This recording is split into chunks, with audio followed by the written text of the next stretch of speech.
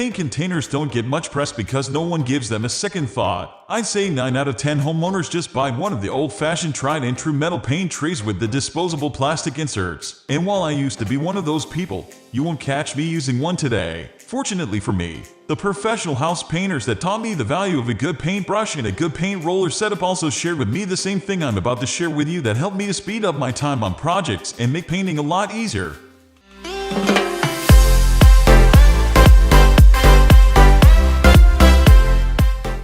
Why are paint trays so terrible? Where do I start? These things are awkward when they are filled with paint. When you try to move them, they want to tip over on you. Not to mention how many times I've been engrossed in rolling paint on the walls and nearly stepped into one. The only good thing I can say about a paint tray is that they are easy to clean since you can just remove the plastic insert and throw it away.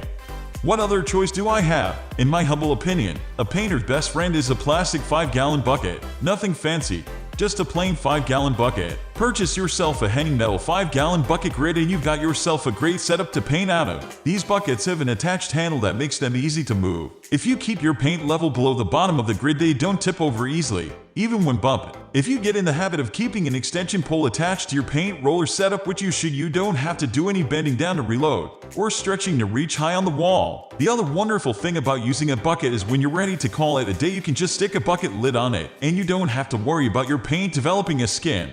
What about cutting in? The way to cut down on fatigue when painting is to minimize bending and stretching. If you use a 5-gallon bucket to cut in, you'll either have to bend over each time you need to dip your paintbrush or lug your bucket around all of the time, neither of which are ideal. For many years, professional painters have been using either a small plastic bucket or a 1-gallon paint can by cradling the can with their fingers and wrapping their thumb around the handle to hold it steady. While this will certainly work, it can cause your hand to get tired if you're not used to doing it every day. There was a new type of cut bucket that was developed a few years back that has a more ergonomic design with a strap attached to the side which allows you to slide your hand through to carry it without the strain on your digits.